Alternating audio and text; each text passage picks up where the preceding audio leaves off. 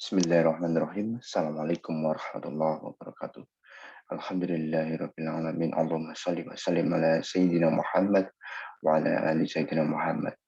Mahasiswa semua yang dirahmati oleh Allah Subhanahu wa taala. Alhamdulillahirabbil alamin. Kita bertemu kembali di pertemuan minggu ke-12 mata kuliah Open Source System. Di dalam mata kuliah ini kita akan mempelajari apa itu Linux containers. Nah, sebelum kita masuk ke dalam materi apa itu Linux container, saya ingin memberitahu kita nanti perkuliahan kurang satu kali lagi, pertemuan 13, lalu pertemuan 14 dan 15, saudara akan diberi sebuah penugasan secara berkelompok. Di dalam penugasan tersebut, saudara harus mempresentasikan mengenai implementasi dari Internet of Things yang mana materi itu saya sudah berikan di pertemuan sebelumnya. Silakan nanti mempresentasikan mengenai aplikasi atau implementasi Internet of Things secara berkelompok.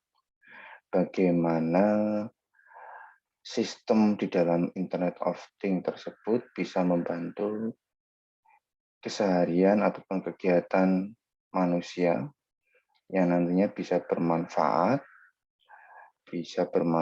bagi menyelesaikan kegiatan-kegiatan yang nantinya mendukung keseharian kita.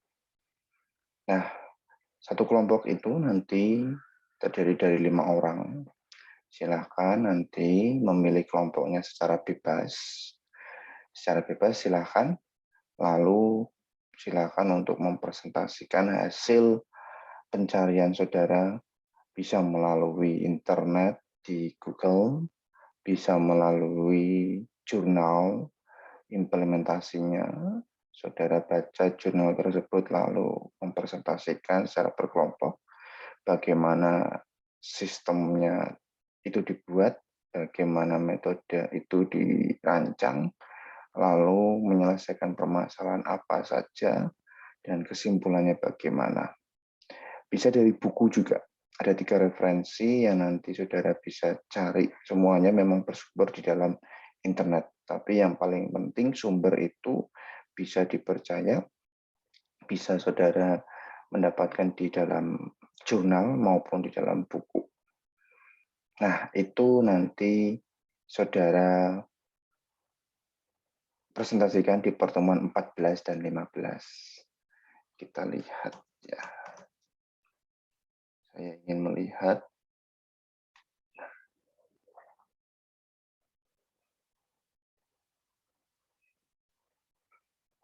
jumlah dari mahasiswa ya.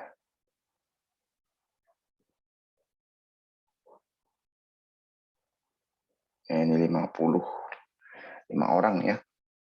Nanti ada 10 kelompok ya, 10 kelompok. Nah, silakan nanti dibuat di minggu ini, bebas kelompoknya. Lalu sudah mulai membuat video. Sebelum membuat video, otomatis saudara mencari sumbernya dulu mengenai Internet of Things. Lalu setelah itu presentasikan bergantian 5 orang tersebut dalam satu kelompok. Dan video itu digunakan nanti diposting di pertemuan 14 dan 15. Nah, kalau ada 50 mahasiswa, berarti nanti 5 kelompok pertama di pertemuan 14 dan 5 kelompok kedua di pertemuan 15. Itu yang nanti saudara posting di new discussion. Semua mahasiswa, walaupun ada kelompoknya yang sudah posting, tetap harus memberikan informasi nama anggota kelompoknya, link YouTube-nya di dalam New Discussion pertemuan 14 dan 15. Bagi yang sudah memposting di pertemuan 14, silakan, nanti pertemuan 15 tidak usah memposting. Jika tidak ada tugas tambahan, nantinya saya akan melakukan Zoom dan memilih secara acak ya bagi mahasiswa yang nantinya presentasi secara live. Bagi yang belum bisa presentasi secara live, nanti bisa melalui video tersebut yang sudah saudara unggah 2 minggu lagi ya, 2 minggu lagi. Sebelum hari ini berarti sebelum perkuliahan malamnya nanti akan saya buat new discussion. Nah, silahkan nanti saudara posting YouTube-nya di sana, link YouTube-nya secara berkelompok di sana. Itu ya, mahasiswa semua untuk penugasan besar pertemuan 14 dan 15. Akhir Desember nanti ujian akhir semester. Insya Allah soalnya multiple choice. Jadi kita kurang pertemuan 1 kali lagi sebelum saudara memposting video presentasi penugasan untuk pertemuan 14 dan 15. Ya, itu mahasiswa untuk penugasannya. Sekarang kita masuk ke dalam materi apa itu kontainer Linux. Jadi kita masih mengambil materi yang ada di dalam opensource.com ya. Baik, apa itu kontainer Linux? Kontainer Linux singkatnya berisi aplikasi dengan cara membuat terisolasi dari sistem host yang mereka jalankan. Wadahnya ini memungkinkan pengembang mengemas aplikasi dengan semua bagian yang dibutuhkan, seperti perpustakaan ataupun dependensi lainnya, serta mengirimkan semua dalam satu paket. Kontainer Linux ini dirancang memudahkan dalam memberikan pengalaman yang konsisten karena pengembang dan administrator sistem memindahkan kode dari lingkungan pengembangan ke produksi dengan cara yang cepat dan dapat direplikasi.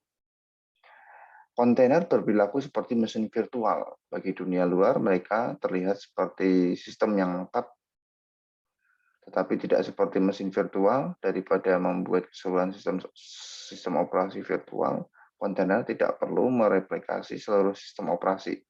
Hanya komponen individu yang mereka butuhkan untuk beroperasi.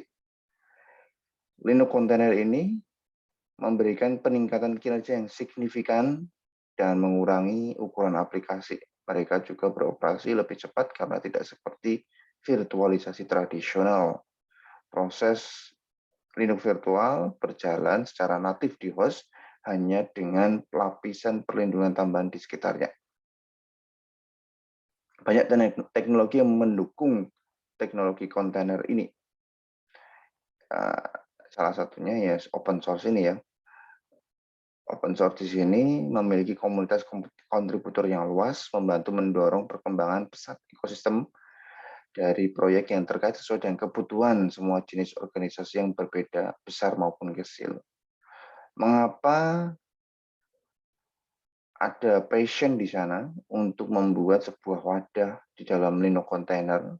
Salah satu alasan terbesarnya saat ini adalah proyek open source Docker, alat baris perintah yang membuat pembuatan dan bekerja dengan kontainer menjadi mudah bagi pengembang dan sistem admin, serupa dengan cara Vagrant. Nanti silakan di searching ya, Docker dan Vagrant. Mempermudah pengembang untuk jelajahi mesin virtual dengan mudah. Docker di sini adalah alat baris perintah secara terprogram mendefinisikan konten wadah Linux dalam kode yang kemudian dapat diversi, direproduksi, dibagikan, dimodifikasi dengan mudah seolah-olah itu adalah kode sumber untuk sebuah program. Wadah juga memicu minat pada arsitektur layanan mikro. Nah, ini pertemuan yang ke-13 nantinya, kita akan berbicara mengenai arsitektur layanan mikro. Pola desain untuk mengembangkan aplikasi, di mana aplikasi kompleks dipecah menjadi bagian yang lebih kecil dan dapat disusun secara bersama. Komponen dikembangkan secara terpisah, dan aplikasi kemudian hanya merupakan penjumlahan dari komponen penyusunnya. Setiap bagian atau layanan dapat hidup di dalam wadah dan dapat diskalakan secara independen dari aplikasi lainnya sesuai kebutuhan. Bagaimana cara mengaturnya? Nah, kita tempatkan aplikasi saudara ke dalam kontainer, mungkin tidak akan membuat perubahan fenomenal, kecuali jika saudara mengubah cara menerapkan dan mengolah kontainer. Salah satu sistem populer untuk mengolah dan mengatur kontainer ini adalah Kubernetes. Kubernetes adalah sistem open source yang memulai cluster kontainer. Untuk melakukan ini, Kubernetes ini menyediakan alat dalam menyebarkan aplikasi, menskalakan aplikasi sesuai kebutuhan, mengelola perubahan pada aplikasi kemas yang ada, membantu mengoptimalkan penggunaan perangkat keras yang mendasari di bawah penampung. Ini dirancang supaya diperluas serta toleran terhadap kesalahan dengan memungkinkan komponen aplikasi memulai ulang atau rebuild ulang, berpindah dan melintasi sistem sesuai kebutuhan. Alat otomatisasi IT, Ansible, dan platform sebagai proyek layanan, contohnya adalah OpenShift, menambahkan kemampuan tambahan dalam mempermudah pengelolaan kontainer. Bagaimana agar bisa safety? Nah, ada penambahan keamanan dan mengisolasi aplikasi dari aplikasi lainnya. Ada sistem operasi host, induknya, tetapi menyimpan aplikasi saja tidak cukup untuk menjaganya tetap aman.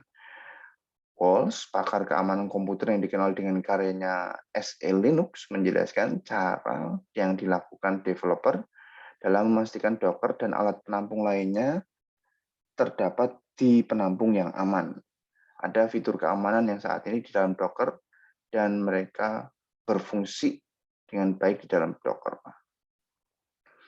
Nah, ini salah satu sumber daya tambahan yang mungkin menarik ya. Apa itu kontainer dan lain sebagainya kita bisa lihat.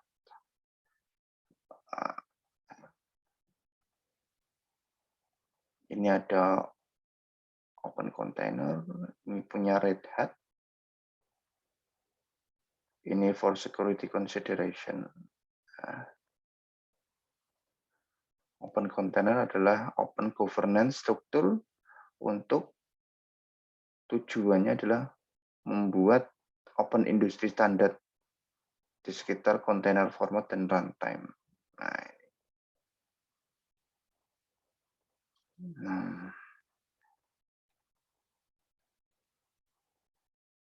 kalau di sini adalah understanding Linux container. Nah, kita lihat ya. Kita lihat.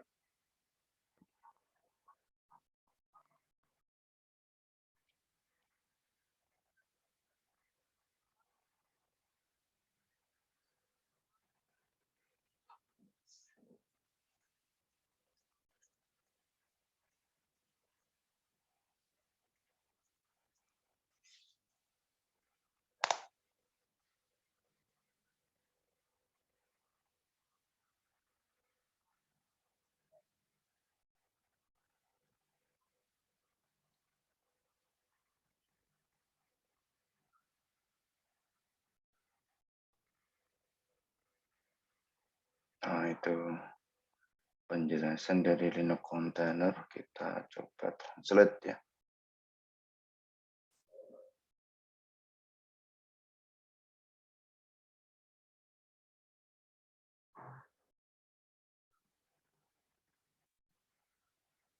Nah, ini secara konsepnya seperti itu ya. Jadi mewadahi Linux yang ini dilakukan karena aplikasi semakin kompleks, membantu untuk berkembang lebih cepat. Nah, ini maksud dari Linux container. Nah, ini mengisolasi aplikasi dengan seluruh lingkungan waktu prosesnya. Jadi kita hanya membuat sesuai kebutuhannya saja, semua file yang diperlukan untuk dijalankan. Ini mudah dalam pemindahan aplikasi yang ada di antara lingkungan tersebut. Nah, sambil mempertahankan fungsionalitas penuh. Ya, jadi kalau kita tadi melihat di dalam videonya tadi, nah ini kita bisa melihat, nah ini kalau sistem itu kan, kalau di dalam gambarnya itu kita meruntime aplikasi yang sesuai yang kita kembangkan saja. Nah, bentuknya kan seperti ini. Untuk sistemnya kan seperti itu. Nah, ini aplikasi-aplikasi di dalam sebuah mesin virtual. Nah, kita ambil salah satunya untuk kita running, lalu kita kembangkan. Tidak semuanya kita ambil keseluruhan sistemnya. Nah, itu adalah salah satu juga memproteksi dari keseluruhan environment kita. Nah, seperti itu ya mahasiswa semuanya. Nah, kontainer ini bagian penting dari keamanan. Nah, tadi salah satu keamanan juga. Membangun keamanan dalam pipeline kontainer, mempertahankan infrastruktur Anda. Jadi sistem infrastrukturnya, kalau kita ingin mengembangkan sebuah aplikasi, cukup nanti disediakan API saja, yang mana nantinya untuk apa? Untuk bisa terkoneksi dengan infrastruktur kita, sistem kita. Nah, mengapa menggunakan wadah Linux? Tadi kita sudah jelaskan ya. Pengembang ini fokus pada aplikasinya.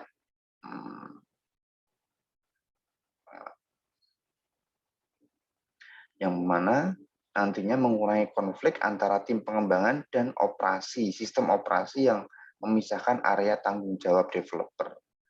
Nah, itu.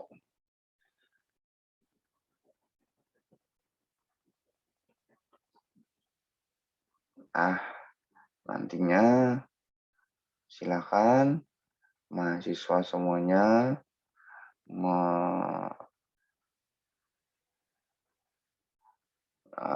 di sini kalau Anda ingin belajar ya, cloud computing, apa itu Docker, container, nah silakan nanti untuk membuka website yang, nah ini salah satu contohnya.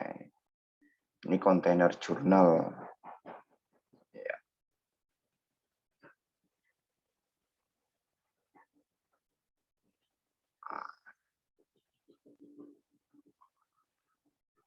Nah, cari informasi mengenai